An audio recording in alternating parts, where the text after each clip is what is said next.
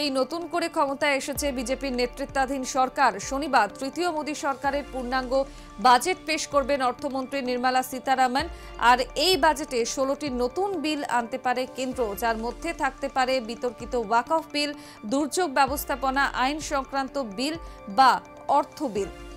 শুক্রবার বাজেট অধিবেশন অবশ্য শুরু হবে। 2024-25 অর্থবর্ষের অর্থনৈতিক সমীক্ষা দিয়ে মনে করা হচ্ছে পরবর্তী সময়ে একে একে পেশ করা হবে বিলগুলি, যার মধ্যে আলাদা করে নিশ্চিতভাবে নজর থাকবে ওয়াকফ বিলের দিকে, যে বিলে ওয়াকফ আইনের 44টি পরিবর্তনের প্রস্তাব আনা হয়েছে।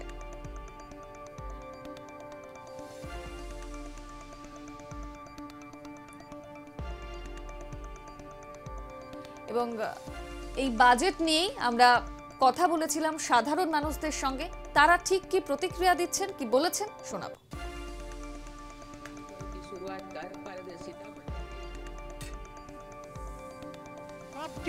আলুর দাম এত বেড়ে গেছে, এখন কমে গেছে। আলু, পেঁয়াজ, আটা, ময়দা এইগুলো দাম একটু কমালে আরো ভালো হয়। জিনিসপত্রের একটু দাম কমালে ভালো হয়। যেখানে আমরা 35 টাকা করে আশীর্বাদ আটা কিনতাম 36 টাকা, সেখানে এখন 53 টাকা, 54 টাকা, 55 টাকা দাম হয়ে গেছে। অসম্ভব ব্যাপার, বুঝেছেন তো, ডবল দাম হয়ে গেছে। একটু দামটা কমালে ভালো হয়। হ্যাঁ, রোজগার কম হয়ে গেছে, জিনিসপত্রের দাম বেশি হয়ে গেছে।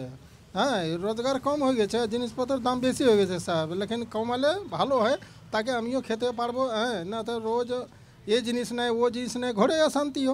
হ্যাঁ, লোক খাচ্ছে ভালো ভালো, আর আমিও খেতে পাচ্ছি না। হ্যাঁ, জিনিসপত্রের দাম তো কমাতে হয়ই, তো না কমালে কি করে চলবে? কি করে চলবে সংসারটা, কি করে চলবে পাবলিক, কি করে চলবে, আমরা কি করে চলবো রাস্তা